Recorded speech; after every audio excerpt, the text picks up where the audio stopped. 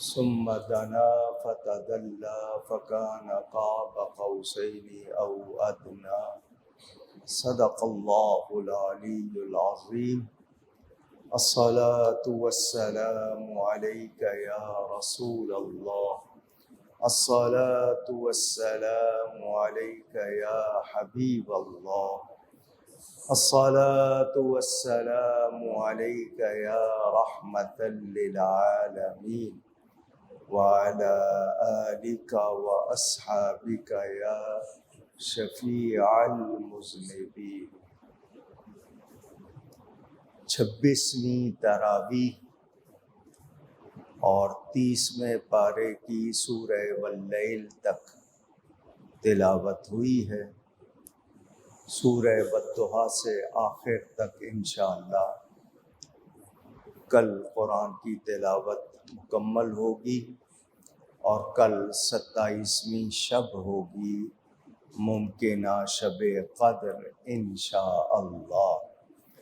گزشتہ رات مجھے مسجد نور حبیب میں ختم قرآن تھا، مجھے وہاں جانا پڑا تو میں نے سوچا تھا جلدی واپس آ جاؤں گا، لیکن آپ لوگ جا چکے تھے، اس لیے کل میں درس نہیں دے سکا، وہاں بیان ہو گیا تھا۔ آج جمعۃ الوداع تھا، دن میں پارے بہت ہیں، آیتیں بہت ہیں، صرف 2-3 باتیں عرض کرتا ہوں۔ قرآن کریم اللہ تعالی کا کلام ہے اور یہ ایسا سمندر ہے جس کا کوئی کنارہ نہیں۔ اس کی تفسیر کے معنی ہوتے ہیں کھول کر، واضح کر کے بیان کرنا۔ بڑے بڑے علماء نے تفسیریں کی، بلکہ 600 جلدوں میں تفسیر کرنے کے بعد بھی یہی کہا کہ ہم سے حق ادا نہیں ہو سکا۔ اللہ تعالیٰ کا کلام ہے، اس میں سے جتنے مرضی موتی نکالتے رہو ختم نہیں ہوتے۔ قرآن کریم کی ایک سورت کو عروس القرآن، قرآن کی دلہن کہا جاتا ہے۔ اس کا نام ہے سورہ الرحمن۔ اس میں 31 مرتبہ یہ کلمہ دہرایا گیا، فَبِأَيِّ آلَاءِ رَبِّكُمَا تُكَذِّبَانِ، تو اپنے رب کی کس کس نعمت کو جھٹلاؤ گے۔ اس میں بہت سی چیزوں کا بیان ہے۔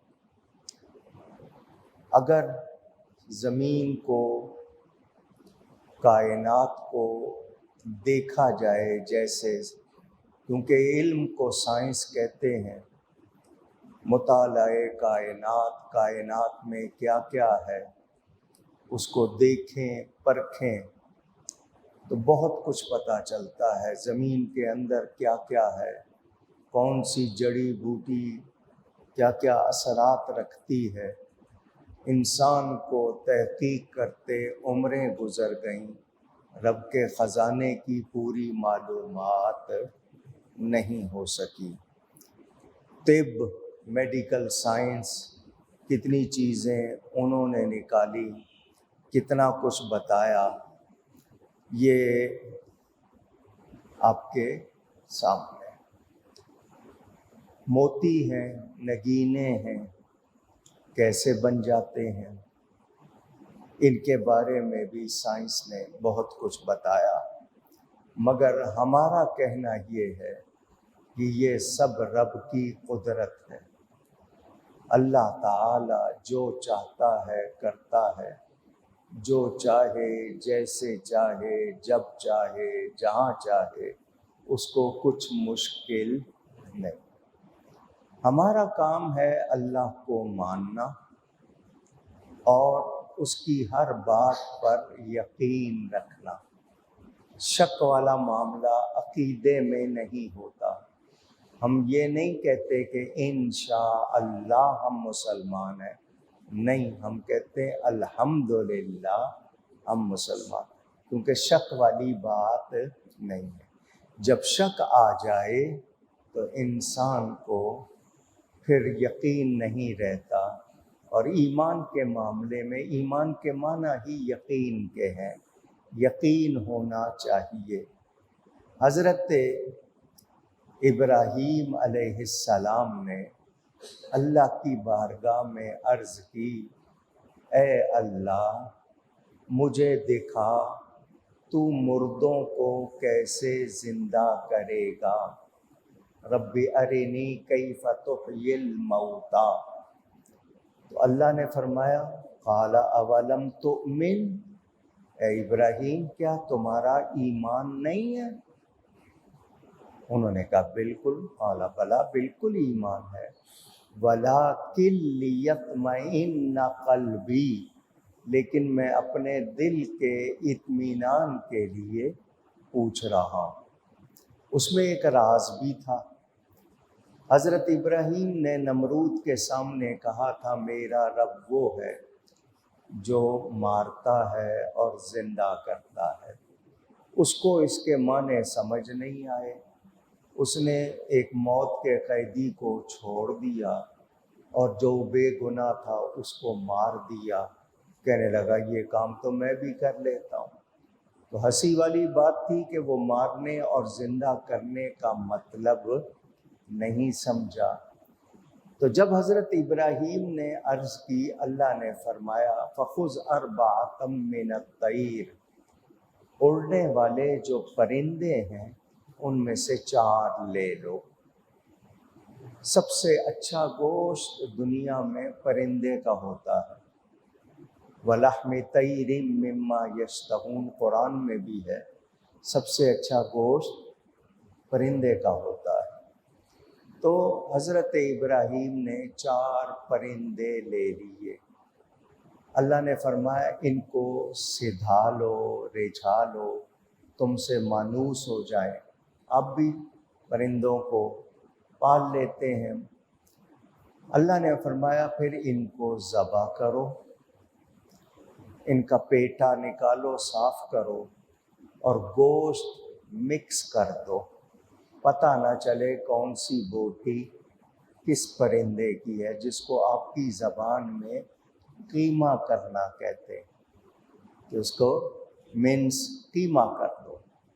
وہ انہوں نے 4 پرندوں کا کر دیا۔ اللہ نے فرمایا یہ پہاڑ کے 4 کناروں پر دور وہ گوشت رکھ دو۔ وہ پرندے ذبح ہو چکے، صفائی ہو چکی، جان نکل چکی، بوٹیاں ان کی بن چکی، رکھ دیا۔ اللہ نے فرمایا اب ان کو پکارو، ثم ادعوہن، یہ قرآن کے الفاظ ہیں، ثم ادعوہن، پھر ان کو پکارو، یاتینک سعیا، وہ تمہاری طرف زندہ ہو کر دوڑتے ہوئے آئیں گے۔ آپ نے دھیان نہیں دیا، پرندے ذبح ہو چکے، بوٹیاں ہو چکی، اللہ کیا فرماتا ہے ان کو پکارو، ان کو بول دیجئے، ان کو پکارو۔ تو وہ جو کہتے ہیں کہ مردوں کو پکارنا، اس الفاظ کا کیا جواب دیں گے؟ قرآن میں اللہ نبی کو فرما رہا ہے ان مردہ گوشت کو پکارو، وہ تمہاری طرف زندہ ہو کر دوڑتے ہوئے آ جائیں گے۔ پتہ کیا چلا کہ جو لوگ کہتے ہیں جی مردوں کو نہیں پکارنا چاہیے، تو ان سے پوچھو پھر قبرستان جا کے سلام کیوں کرتے ہو؟ السلام علیکم یا اہل القبور یا اہل الدیار من المؤمنین، کیونکہ سلام اس کو کیا جاتا ہے جو سن سکے اور سن کر جواب دے سکے۔ جو سنتا نہیں اس کو بھی سلام نہیں کر سکتے، جو جواب نہیں دے سکتا اس کو بھی سلام نہیں کر سکتے۔ تو اگر مردے سنتے نہیں ہیں تو سلام کیوں کرتے ہو؟ جواب نہیں دے سکتے تو سلام کیوں کرتے ہو؟ اچھا، کہتے ہیں مردوں کو یا کہہ کے مت پکارو، تو قبرستان میں کیا کہتے ہیں؟ یا اہل القبور۔ کہاں گئی ان کی منطق، کہاں گئے فتوے؟ یہ اس لیے آپ کو بتا رہا ہوں کہ لوگوں سے کھیلتے ہیں، لوگوں کے ایمان بگاڑنے کے لیے ان سے کھیلتے ہیں۔ بتائیے یہ ظلم ہے یا نہیں؟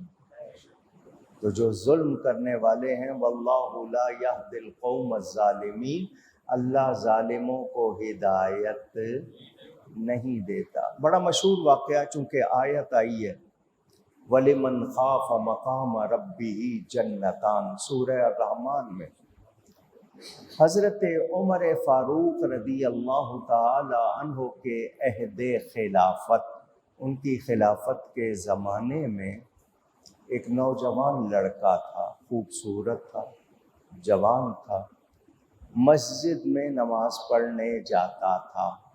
کہاں؟ اونچی ہو سکے تو مردوں کو مسجد میں آ کر نماز جماعت کے ساتھ پڑھنی چاہیے۔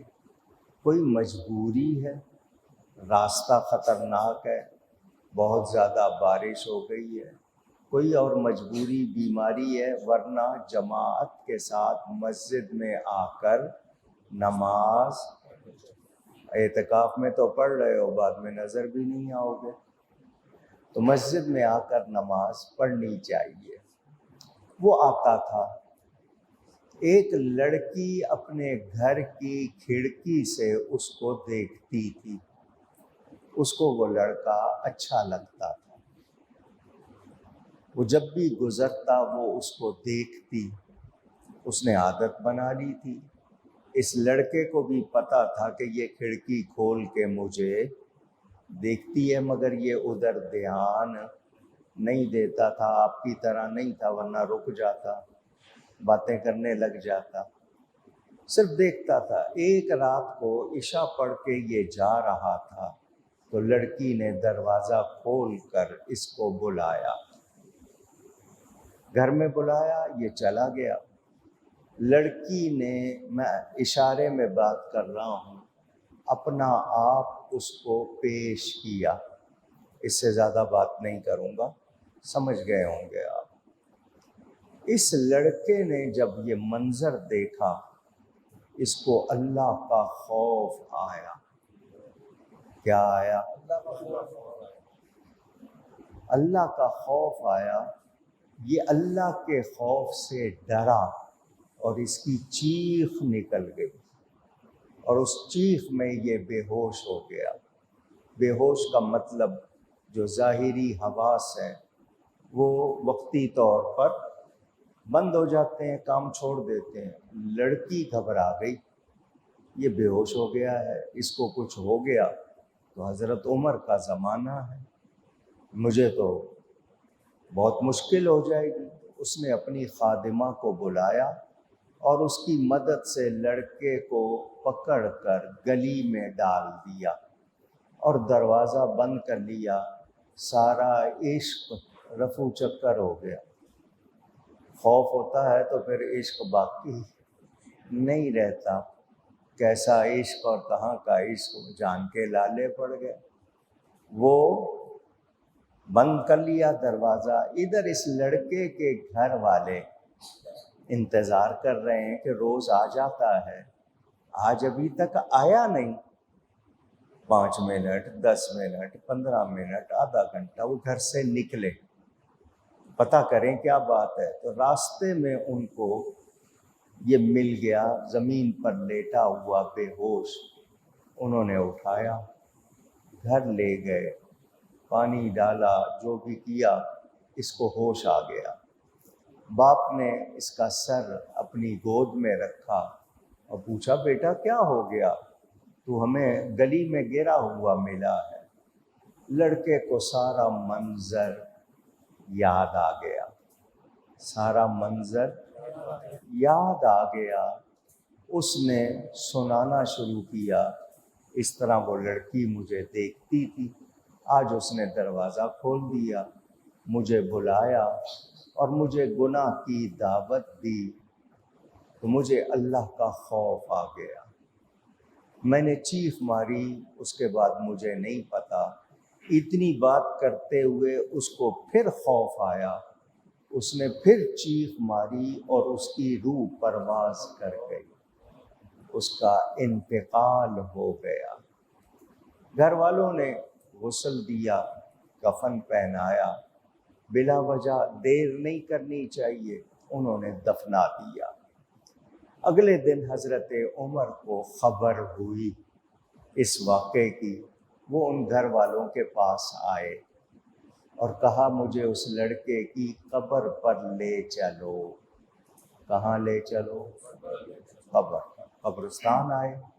اب حضرت عمر آ کر اس قبر والے سے بات کر رہے ہیں، جو کہتے ہیں نا قبر والے نہیں سنتے، حضرت عمر اس سے آ کے پوچھ رہے ہیں، قرآن میں اللہ کا وعدہ ہے وَلِمَنْ خَافَ مَقَامَ رَبِّهِ جَنَّتَانِ، جو اللہ کے سامنے کھڑے ہونے سے ڈرا اس کے لیے 2 جنتیں ہیں، اس کے لیے 2 جنتیں ہیں۔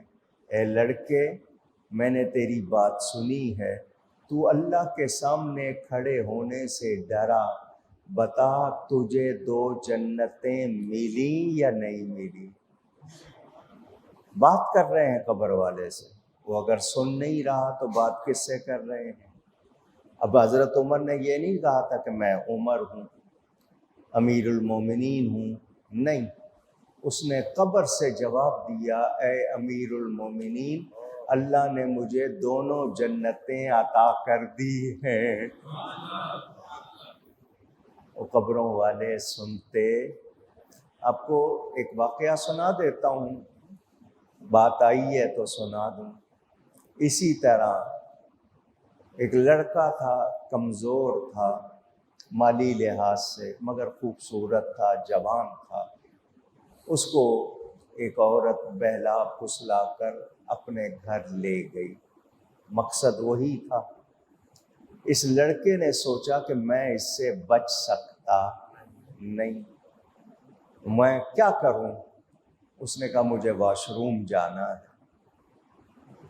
وہ واش روم چلا گیا، وہاں اس نے جو کچھ جسم سے نکلا وہ اپنے اوپر مل لیا، جو گند نکلا وہ اپنے اوپر مل لیا۔ جب باہر نکلا تو اس عورت کو گھن آئی، یہ کیا ہے؟ دفع ہو جاؤ یہاں سے۔ ساری بات بھول گئی، اس کو نکال دیا، اس لڑکے کے جسم سے خوشبو آنے لگ گئی۔ وہ اللہ سے ڈرا تھا، گناہ سے بچا، اس کے جسم سے خوشبو آنے لگ گئی۔ تو انسان، جیسے علامہ اقبال کہتے ہیں نا، حفظ تنہا ضبط اندر شباب، حفظ جاں ذکر و فکر بے حساب۔ جسم کی، جوانی کی حفاظت کیسے ہے؟ جوانی میں اپنے جسم کی حفاظت کر لو، روح کی حفاظت ہوتی ہے اللہ کے ذکر سے۔ تو اگر ہم چاہیں تو ہم بچ سکتے ہیں۔ آج کل بلاسفیمی کا مطلب ہوتا ہے توہین کرنا، بے ادبی کرنا۔ نوجوانوں کو فون ہے، ان کے پاس فیس بک ہے، واٹس ایپ ہے، ان کو میسج بھیجے جاتے ہیں گندی تصویروں کے، ننگی تصویروں کے، وہ پھر عادت پڑ جاتی ہے، 1 دن 2 دن 3 دن دیکھنے لگ جاتے ہیں۔ یہ سازش ہے، اس میں پھر وہ اس کو پھنساتے چلے جاتے ہیں، اور جب وہ اس گروپ میں شامل ہو جاتا ہے پھر وہ پکڑا جاتا ہے بلاسفیمی لا میں، اور جو پکڑا جائے اس کی واپسی نہیں ہوتی، پھر اس کے لیے زندگی نہیں ہوتی۔ یہ سازشیں ہو رہی ہیں۔ میں آپ کو وہ تصویریں دکھا نہیں سکتا، آپ کا خون کھول جائے جیسی حرکتیں وہ کرتے ہیں۔ ننگے بدن پر عورتوں کے ننگی جگہوں پر قرآن کی آیتیں لکھ دیتے ہیں، کیا کچھ کرتے ہیں۔ اللہ کی پناہ۔ تو مجھے اور آپ کو حفاظت کرنی چاہیے اپنی بچیوں کی، بچوں کی۔ یہ ٹک ٹاک جو ہے نا، یہ کھیل نہیں ہے، یہ آپ کو پھنسانے کے انہوں نے جال ڈالے ہوئے ہیں۔ آپ کو احتیاط کرنی ہے۔ اس ٹیلی فون کا استعمال جائز کرو۔ کتنا وقت اس پہ برباد ہوتا ہے، آپ کی آنکھیں کتنی متاثر ہو رہی ہیں، ریڈیئیشن جو اس سے لہریں نکلتی ہیں وہ آپ کے جسم پر، خون پر کتنا اثر ڈالتی ہیں، آپ کو اندازہ ہی نہیں ہے۔ بہت سے لوگ جی نیند نہیں آتی، جی یہ ہوتا ہے، یہ سب اس ٹیلی فون کی بیماریاں ہیں۔ تو مجھے اور آپ کو اللہ سے ڈرنا چاہیے۔ یاد رہے، جو اللہ سے ڈرتے ہیں اللہ تعالیٰ کی رحمت ان کو اپنی آغوش میں لے لیتی ہے، اور جو نہیں ڈرتے پھر ان کو ڈھیل دی جاتی ہے۔ اس ڈھیل کا نتیجہ یہ ہوتا ہے کہ پھر وہ اس میں بہتے چلے جاتے ہیں اور پھر پچھتاتے رہ جاتے ہیں، پھر ان کے لیے واپسی کا راستہ نہیں رہتا۔ بس ایک حکایت آپ کی فرمائش کی سنا دوں اور آج کی گفتگو مکمل کر لوں۔ مولانا روم فرماتے ہیں ایک آدمی تھا، اس کا ایک ہی جوان بچہ تھا، بڑا خوبصورت۔ اس نے اس کی شادی کی بڑی اچھی لڑکی سے، اچھا خاندان دیکھ کے، کیونکہ شادی کرتے ہوئے 4 چیزیں دیکھنی چاہیے۔ کتنی؟ ایمان، حسن، خاندان، مال۔ یاد رہے؟ لیکن فرمایا سب سے زیادہ اہمیت دو ایمان کو۔ وہ بیوی جو تمہارا ایمان مضبوط کرے، بڑھائے، وہ سب سے اچھی ہے۔ مگر اپنا اپنا معاملہ ہے، لوگ جیسے کرتے ہیں۔ شادی کی محفل میں ایک بوڑھی عورت بہت زیادہ بن سنور کر آئی، جس کو آپ کہتے ہیں نا فل میک اپ۔ وہ لڑکا اپنی حسین خوبصورت بیوی کو چھوڑ کر اس میں لگ گیا۔ بڑے حیران کہ اس کو کیا ہو گیا ہے، اچھی بھلی، وہ کہتے ہیں نا سونا چھوڑ کر پیتل کے پیچھے جانا، وہی بات ہو گئی۔ وہ لڑکے کو سمجھا رہے ہیں مگر اس کو سمجھ نہیں آ رہا، کیونکہ جب یہ بھوت سوار ہوتا ہے تو پھر اچھی باتیں بھی سمجھ میں نہیں آتی۔ ماں باپ کو بھول جاتے ہیں لوگ، بہن بھائیوں کو بھول جاتے ہیں، ایسا گم ہو جاتے ہیں کہ پھر نہیں پتہ کہ کتنی لاپرواہی ہو رہی ہے، کتنوں کا حق مارا جا رہا ہے۔ بڑی کوشش کی لیکن وہ لڑکا سدھرنے کا نام نہیں لے رہا تھا، اور وہ اسی بڑھیا کے چکر میں اسی کے پاس جاتا، اسی کے پاس رہتا، اپنی بیوی کی طرف نگاہ بھی نہیں کرتا۔ باپ تھا، لازمی بات ہے ماں باپ کو جو درد ہوتا ہے اس کا اولاد کو کب جا کے پتہ چلتا ہے، جب وہ خود ماں باپ بنتے ہیں۔ اس سے پہلے انہیں ماں باپ کی سمجھ کم ہی آتی ہے، اصل سمجھ تب آتی ہے جب خود پہ بیتتی ہے۔ باپ نے بڑے جتن کیے، بہت روئے دھوئے، ان کو بشارت ہوئی کہ تم کو ایک اللہ والا ملے گا، تمہارا مسئلہ حل کر دے گا۔ وہ اللہ والا آیا اور باپ کو لے کر قبرستان چلا گیا۔ وہاں ایک قبر کے پاس بالوں میں گرہیں ڈالی ہوئی تھیں۔ گرہ کا مطلب نوٹس لگائے ہوئے، گٹھا باندھ دینا۔ وہ قرآن پڑھتا گیا اور گرہیں کھولتا گیا۔ وہ بال جو تھے ان میں بہت ساری گرہیں لگی ہوئی تھی، قرآن پڑھتا گیا اور گرہیں کھولتا گیا۔ ادھر گرہیں کھلتی گئیں، ادھر اس لڑکے کی آنکھیں کھلتی گئیں، کیونکہ کیا ہوا تھا عمل جس کو آپ کہتے ہیں۔ وہ ساری گرہیں کھل گئیں، لڑکے کو ہوش آ گیا، وہ اس بڑھیا کے پاس سے اٹھ کے بھاگا، میں تیرے پاس کہاں بیٹھا ہوں، اپنی بیوی کے پاس آیا، رویا، باپ کے پاس بھی آ کے رویا کہ جی میری آنکھوں پہ پردے پڑے ہوئے تھے۔ تو قرآن پڑھنے سے گرہیں کھلی یا نہیں کھلی؟ کھانے پہ اکٹھے بیٹھے، باپ نے چھیڑنے کے لیے کہا ہاں بھائی، اس نے کہا مجھے شرمندہ نہ کریں۔ یہ قرآن سے دوری کا نتیجہ کہ ہم خراب ہو گئے۔ ہم قرآن پڑھتے رہیں گے تو ہم پر یہ جادو نہیں چلیں گے، یہ اثرات نہیں ہوں گے۔ دنیا کا کام ہی آپ کو بہکانا ہے، اللہ اس کے رسول سے دور کرنا ہے۔ تو اللہ کا کلام پڑھیں، اللہ کا ذکر کریں تو پھر ہم محفوظ رہتے ہیں۔ مصیبت آ جائے گی تو چلو آؤ جی مل کے آیت کریمہ پڑھیں 1.25 لاکھ، تو روز کی 5 پڑھتے رہو، روز 1 پارہ پڑھتے رہو تو وہ نوبت ہی نہ آئے۔ مگر انسان ہے، بھول جاتے ہیں۔ یہی حال ہوگا، میں آپ کو کہہ رہا ہوں، آپ سب مان رہے ہیں، لیکن ادھر عید کا چاند نکلے گا، شیطان چھوٹ جائے گا اور آپ لوگ پھر اسی کے ساتھ ہو جائیں گے سب۔ جب آپ کو زیادہ مسئلہ ہو جائے گا اللہ پھر رمضان بھیج دے گا۔ لیکن اچھے وہ ہیں، جیسا کہ امام غزالی نے بھی لکھا ہے کہ ہر سال کم از کم 1 برائی چھوڑ دو۔ رمضان میں انسان میں 10 برائیاں، حسد ہے، تکبر ہے، دکھاوا ہے، جھوٹ بولنا، غیبت کرنا۔ ہر سال رمضان میں 1 بھی چھوڑتے رہو گے تو 10 سال میں 10 چھوٹ جائیں گی یا نہیں چھوٹ جائیں گی؟ مگر 40 سال ہو گئے روزے رکھتے ہوئے اسی طرح ہے، تو بھوکے پیاسے رہتے ہیں، کچھ حاصل نہیں ہوتا۔ بس وعدہ کر لو اللہ سے اور اپنے آپ سے کہ اب رمضان کے بعد بھی رمضان کا اثر باقی رکھیں گے۔ اگر یہ وعدہ کر لو گے، اس پر عمل کرو گے تو اللہ کی مدد ہوگی، کیونکہ اللہ فرماتا ہے جو میری طرف ایک بالشت آتا ہے میں پورا ہاتھ اس کی طرف آتا ہوں، جو میری طرف چل کے آتا ہے میں اس کی طرف دوڑ کے آتا ہوں۔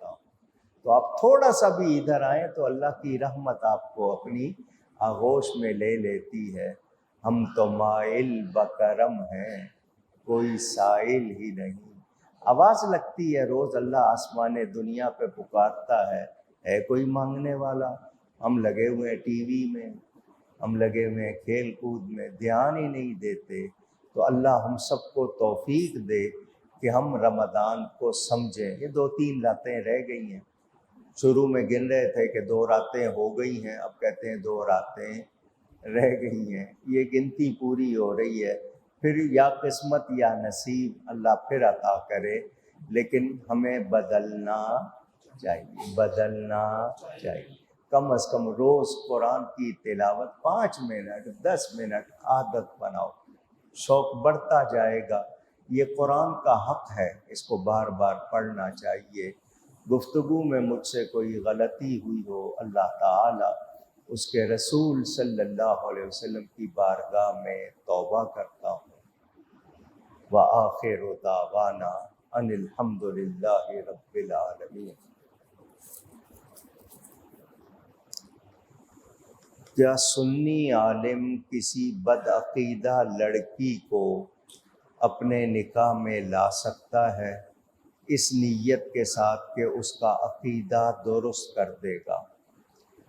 بات یہ ہے بدعقیدگی یعنی عقیدے میں خرابی اگر کفر تک چلی گئی ہو تو پھر تو نکاح ہو ہی نہیں سکتا، اور اگر گمراہی تک ہے اور وہ یہ چاہتا ہے کہ اس کو نکالے تو پہلے اصلاح کرے، ایسا نہ ہو کہ وہ درست نہ ہو اور اس کو بگاڑ دے۔